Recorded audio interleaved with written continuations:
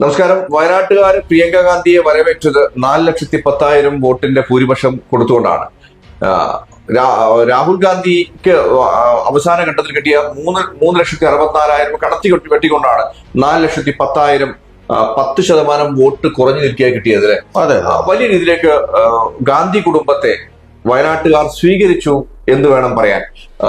ഒന്ന് പറയാം. അല്ല, വയനാടിനെ സംബന്ധിച്ചിടത്തോളം രാഹുൽ ഗാന്ധിക്ക് കൊടുത്തത് 4,34,000 ഭൂരിപക്ഷം ആദ്യഘട്ടത്തിൽ.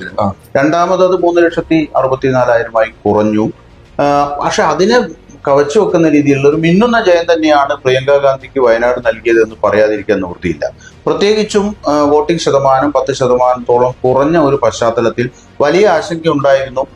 ഒന്ന്, ഇതൊരു അടിച്ചേൽപ്പിക്കപ്പെട്ട തെരഞ്ഞെടുപ്പ് എന്നുള്ള നിലയിൽ വ്യാഖ്യാനിക്കാവുന്നതാണ്. കാരണം രണ്ടിടത്ത് രാഹുൽ ഗാന്ധി മത്സരിക്കുന്നു, അതിലൊരു മണ്ഡലം വേണ്ടെന്ന് വെക്കുന്നു, അത് വയനാടാകുന്നു. അവിടെ വീണ്ടും ഒരു തെരഞ്ഞെടുപ്പ് വരുമ്പോൾ സ്വാഭാവികമായും ഈ വോട്ടർ ടേൺ ഔട്ട് കുറഞ്ഞതിനുള്ള ഒരു കാരണമായിട്ട് പറയുന്നത് ഈ വീണ്ടും തെരഞ്ഞെടുപ്പ് വരുന്നതിനെ കുറിച്ചുള്ള ഒരു ആശങ്കയായിരുന്നു. പക്ഷെ അതൊക്കെ മറികടന്നുകൊണ്ടാണ് പ്രിയങ്ക ഗാന്ധി 4,10,000 എന്ന് പറയുന്ന ഒരു മിന്നുന്ന ജയം എന്ന് പറയാവുന്ന തരത്തിലുള്ള ഒരു ജയം വയനാട്ടിൽ നേടിയെടുത്തത്. രാഹുൽ ഗാന്ധിയെ സംബന്ധിച്ചിടത്തോളം ആദ്യം വന്നപ്പോൾ ഒരു ഓപ്പണിംഗ് ചാം എന്നുള്ള നിലയിൽ രാഹുൽ ഗാന്ധി ആദ്യമായി വയനാട്ടിൽ വന്ന് മത്സരിക്കുമ്പോൾ അതൊരു വലിയ ആകർഷണമായിരുന്നു. ആ ആകർഷണം വേണ്ടത്ര രണ്ടാമത്തെ തെരഞ്ഞെടുപ്പിൽ ഉണ്ടായില്ല എന്ന് വേണമെങ്കിൽ പറയാം. പക്ഷേ പ്രിയങ്കയുടെ ഇതേപോലെ തന്നെ ഫസ്റ്റ് എൻട്രി എന്നുള്ള നിലയിൽ തന്നെ പ്രിയങ്കയെ സ്ത്രീകളും യുവാക്കളും യുവതികളും ഒക്കെ വലിയ തോതിൽ സ്വീകരിക്കുന്ന ഒരു കാഴ്ചയാണ് തെരഞ്ഞെടുപ്പ് പ്രചാരണത്തിൽ ഉടനീളം കണ്ടത്. നമ്മുടെ സർവേയിൽ പോലും ആളുകൾ ജയതോൽവിയെ കുറിച്ച് സംസാരിച്ചിട്ടേ ഇല്ല. അവിടെ സംസാരിച്ചിരുന്നത് ഭൂരിപക്ഷത്തെ കുറിച്ചായിരുന്നു. അതെ, സർവേ എടുത്തപ്പോ ഒട്ടുമിക്ക ആളുകൾക്ക് പറഞ്ഞ എന്തിനാണ് നിങ്ങൾ സർവേ എടുക്കുന്നത്? പിന്നെ ചില ആളുകൾ ഇടതുപക്ഷം ജയിക്കുമെന്ന് പറയും, വലിയ ഭൂരിപക്ഷത്തിൽ ജയിക്കുമെന്ന് പറയും. BJP-ക്കാര് ഉറപ്പായിട്ടും നവ്യ ഹരിദാസ് ജയിക്കുമെന്ന് പറയും. വലിയ രീതിയിലേക്ക് ഭൂരിപക്ഷത്തിൽ 20,000 ഭൂരിപക്ഷത്തിലൊക്കെ നവ്യ ഹരിദാസ് ജയിക്കുമെന്ന് പറയുന്ന ആളുകളുണ്ട്. അവരോട് പിന്നെ പറഞ്ഞിട്ടൊന്നും കാര്യമില്ല. അതായത് ഇത്രയേറെ ഭൂരിപക്ഷം നിലനിൽക്കെ എന്തുകൊണ്ടാണ് ഇത്തരം രീതിയിലേക്കുള്ള പ്രസ്താവന ആളുകൾ നടത്തുന്നത് എനിക്ക് എന്ന് മനസ്സിലാകുന്നില്ല. അവരുടെ പാർട്ടിയുടെ ആളുകളായിരിക്കും. പക്ഷെ എങ്കിലും ബുദ്ധി എന്നൊരു സാധനം ഉണ്ടല്ലോ ശരിക്കും. അത് അടിയറവ് വെച്ചിട്ടുള്ള ഒരു രീതിയിലേക്ക് എന്തുകൊണ്ടാണ് ഇങ്ങനെ പറയുന്നത് എനിക്കറിയില്ല. മിക്കവാറും ആളുകൾക്ക് സംസാരിച്ച് നിങ്ങൾ എന്തിനു സർവേ എടുക്കുന്നു, അതിനപ്പുറത്തേക്ക് എത്ര ഭൂരിപക്ഷം കിട്ടുമെന്ന് മാത്രം നോക്കിയാൽ മതി. പ്രിയങ്ക ഗാന്ധിയുടെ സീറ്റ് ഇവിടെ ജയിക്കുമെന്നുള്ളത് 100% ഉറപ്പായ കാര്യമാണ്. നമ്മൾ ആ സർവേയിലൂടെ കണ്ണോടിച്ചാല് 3 ലക്ഷം മുതൽ 4 ലക്ഷം വരെ, 4 ലക്ഷം മുതൽ 5 ലക്ഷം വരെ എന്നൊക്കെ പല ആളുകളും കമന്റ് ചെയ്തു. ശരാശരി അതിൽ എടുത്തു നോക്കിയിട്ടുണ്ടെങ്കിൽ മിക്കവാറും 4 ലക്ഷം പ്രവചനം കറക്റ്റാണ്. ആളുകളുടെ അഭിപ്രായത്തിൽ 4 ലക്ഷം വോട്ടിന് മേലെ ഭൂരിപക്ഷം ഉണ്ടാകും എന്നുള്ള രീതിയിലാണ് ഇപ്പോൾ വന്നിട്ടുള്ളത്. പ്രിയങ്ക ഗാന്ധിയെ സംബന്ധിച്ചിടത്തോളം വയനാട് അവരുടെ കന്നി അംഗമാണ്.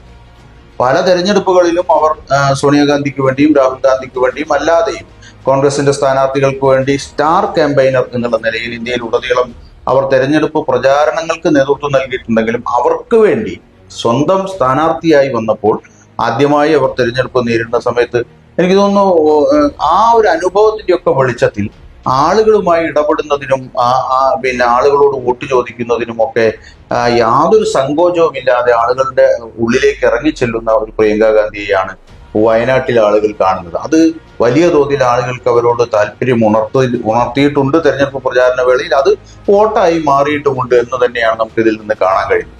ഇത് യഥാർത്ഥത്തിൽ ഇന്ത്യയിലെ ഇതിന്റെ ഒരു വാസ്റ്റായിട്ട് നമ്മളിതിൽ കാണുമ്പോൾ അതിന്റെ ഒരു സാധ്യത എന്ന് പറയുന്നത് ഇന്ത്യൻ പാർലമെന്റിൽ ഇത്രമാത്രം പെനിട്രേറ്റിംഗ് ആയി ശക്തമായി വാക്കുകൾ ഉപയോഗിച്ച് സംസാരിക്കാൻ കഴിയുന്ന മറ്റൊരു നേതാവ് കോൺഗ്രസിലുണ്ടോ എന്ന കാര്യം സംശയമാണ്. ഇപ്പം നരേന്ദ്രമോദിയുടെ നേതൃത്വത്തിലുള്ള ഗവൺമെന്റിനെതിരായി പാർലമെന്റിൽ ഇടിമുഴക്കം പോലെ സംസാരിക്കാൻ കഴിയുന്ന ഒരാളെയാണ് വയനാട്ടുകാർ തെരഞ്ഞെടുത്ത് അയച്ചത് എന്നത് എന്തുകൊണ്ടും വയനാട്ടിലെ വോട്ടർമാർക്ക് അഭിമാനിക്കാവുന്ന. അത് മുൻപ് അയച്ചതും ഇപ്പൊ അയക്കാൻ വേണ്ടി അതിന്റെ മനിയെത്തിയും. അപ്പൊ എന്തായാലും ഒരേ രീതിയിലേക്ക് നല്ല രീതിയിലേക്ക് എന്താണ് സംസാരിക്കാൻ കഴിവുള്ള ആളുകൾ തന്നെയാണ്. പിന്നെ ഞങ്ങൾ അസ്വസ്ഥരാണ് എന്ന് പറയുന്ന ഒരു വിഭാഗമുണ്ട്. അവരോട് പറഞ്ഞിട്ട് കാര്യമേ ഇല്ല. കാര്യം ഞാനൊക്കെ ഈ സർവേ എടുക്കാൻ വേണ്ടി പോകുമ്പോഴേ പിന്നെ കേട്ടോ വലിയ രസകരമായ സംഭവങ്ങളാണ്.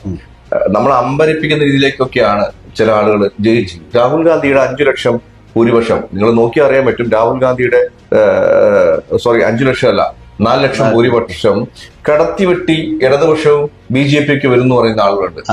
അല്ല, അത് എന്തിന്റെ അടിസ്ഥാനത്തിലാണ് ശരിക്കും അത്തരം വാക്കുകളൊക്കെ? അല്ല, ഇതൊരു പബ്ലിക് പിന്നെ ഒരു ഡൊമൈനിൽ വരുന്ന ഒരു കമന്റ് ആണല്ലോ. അപ്പം ഒരു BJPയുടെ പ്രവർത്തകനോട് നിങ്ങൾ ചോദിച്ചിട്ടുണ്ടെങ്കിൽ BJPയുടെ പ്രവർത്തകൻ ഞങ്ങളുടെ സ്ഥാനാർത്ഥി തോൽക്കുന്നു പറയില്ലല്ലോ. പക്ഷെ എങ്കിലും എന്തുകൊണ്ടാണ് അങ്ങനെ കണ്ടാൽ മതി. പാർട്ടിക്ക് എന്തുകൊണ്ടാണ് മറ്റേ ബുദ്ധി അടിയറ വയ്ക്കുന്നത്? എനിക്ക് മനസ്സിലായി. അത് തെരഞ്ഞെടുപ്പിൽ നിങ്ങൾ ഏത് സ്ഥാനാർത്ഥി മത്സരിക്കുമ്പോഴും ഏത് സ്ഥാനാർത്ഥിക്ക് വേണ്ടിയിട്ട് പ്രവർത്തനം നടത്തുമ്പോഴും അതിൽ ബന്ധപ്പെട്ട പ്രവർത്തകർ എന്താണ് പറയുക? എന്റെ സ്ഥാനാർത്ഥി ജയിക്കും തന്നെയാണ്, നല്ല ഭൂരിപക്ഷത്തിൽ ജയിക്കും തന്നെയാണ് പറയുക. അതെ, പക്ഷെ അത് നമ്മൾ ഇതിൽ കണക്കിലെടുക്കേണ്ടത്. എന്തായാലും എനിക്ക് അങ്ങനെ പല അനുഭവങ്ങൾ ഉണ്ടായിട്ടുണ്ട്. പലപ്പോഴും ഇപ്പോ ഇന്നാള് ഒരു വയനാട് തെരഞ്ഞെടുപ്പിൽ തന്നെ ഒരാളെ എയറിൽ വിട്ടത് നമുക്കറിയാമല്ലോ. അപ്പോ ഞാൻ പറയുന്നത്, ഞങ്ങൾ അസ്വസ്ഥരാണ് എന്ന് പറയുന്ന ആളുകളോട് പറഞ്ഞിട്ട് കാര്യമില്ല.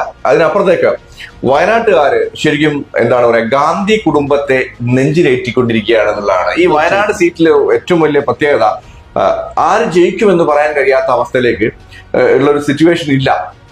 ഒരാൾ ജയിക്കും, അത് കോൺഗ്രസിന്റെ സ്ഥാനാർത്ഥി ആയിരിക്കും എന്ന് ഉറച്ചു പറയുന്ന രീതിയിലേക്ക്. അങ്ങനെ പറയുന്നതിന്റെ പിന്നിലുണ്ടായിരുന്ന ഒരു കാരണം എന്താണെന്ന് വെച്ചാൽ, കഴിഞ്ഞ തെരഞ്ഞെടുപ്പാണെങ്കിൽ ഇടതുപക്ഷമാണെങ്കിലും BJP ആണെങ്കിലും സംസ്ഥാനത്ത് അവർക്ക് കിട്ടാവുന്നതിൽ ഏറ്റവും മികച്ച സ്ഥാനാർത്ഥികളെ അവർ ഫീൽഡ് ചെയ്തിരുന്നു.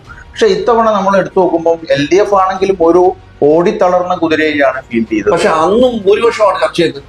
അതെ, ഭൂരിപക്ഷമാണ്. കാരണം അപ്പുറത്ത് നിൽക്കുന്ന കാൻഡിഡേറ്റ് എന്ന് പറയുന്നത് ഇന്ത്യൻ രാഷ്ട്രീയത്തിൽ ലൈംലൈറ്റിൽ നിൽക്കുന്ന ഒരാളാണല്ലോ. വളരെ പ്രധാനപ്പെട്ട ഒരു പദവിയിൽ ഇന്ത്യയിലുടനീളം പിന്നെ പരിഗണിക്കപ്പെടുന്ന ഒരാളാണല്ലോ രാഹുൽ ഗാന്ധി. എങ്കിൽ പോലും അവർക്ക് ഫീൽഡ് ചെയ്യാവുന്നതിലെ ഏറ്റവും മികച്ച സ്ഥാനാർത്ഥികളുണ്ട്. ഇപ്പൊ ആനി രാജി ആണെങ്കിലും സുരേന്ദ്രനാണെങ്കിലും LDFനും BJPക്കും ഫീൽഡ് ചെയ്യാവുന്ന ഏറ്റവും മികച്ച സ്ഥാനാർത്ഥികളാണ്. പക്ഷെ ഇത്തവണ ഈ LDF ആണെങ്കിൽ ഓടിത്തളർന്ന കുതിര എന്ന് ഞാൻ നേരത്തെ സത്യം മൊകേരിയാണ്. ഇപ്പുറത്താണെങ്കിൽ ഒരു കോഴിക്കോട് നമ്മുടെ കോർപ്പറേഷനിലെ കൗൺസിലറായിട്ട് ജയിച്ച നവ്യ ഹരിദാസിനെ ഫീൽഡ് ചെയ്തു എന്ന് പറയുമ്പോൾ അതിനൊരു പ്രാധാന്യം അവർ കൊടുത്തില്ല എന്ന തോന്നൽ ആ സ്ഥാനാർത്ഥി നിർണയത്തിൽ തന്നെ ഉണ്ടായി എന്നുള്ളതാണ്. പ്രിയങ്ക ഗാന്ധിക്കെതിരായി ഒരു നാമമാത്രമായ മത്സരം സംഘടിപ്പിക്കുക എന്നതിലപ്പുറം സ്ഥാനാർത്ഥി ഉണ്ടോ എന്ന് ചോദിച്ചാൽ ഉണ്ട് എന്ന് പറയുന്ന തരത്തിലുള്ള ഒരു പെർഫോമൻസ് മതി എന്ന് ഈ CPMന്റെയും അല്ലെങ്കിൽ LDFന്റെയും BJPയുടെയും ഒക്കെ നേതൃത്വം തീരുമാനിച്ചതുപോലെയാണ് അവരുടെ സ്ഥാനാർത്ഥി നിർണയം വന്നത്. അപ്പൊ അതുകൊണ്ട് തന്നെ പ്രിയങ്ക ഗാന്ധിയെ സംബന്ധിച്ച് ജയിക്കുമോ തോൽക്കുമോ എന്ന ചർച്ചയെ അവിടെ ഉയർന്നിട്ടില്ല. തീർച്ചയായും ഭൂരിപക്ഷം മാത്രമാണ് ചർച്ച ചെയ്തത്. അപ്പൊ എന്തായാലും വയനാട്ടുകാർ 4,10,000 ഭൂരിപക്ഷത്തിന് പ്രിയങ്ക ഗാന്ധിയെ എത്തിക്കേണ്ട സ്ഥലത്ത് എത്തിച്ചിട്ടുണ്ടല്ലേ. നന്ദി, നമസ്കാരം.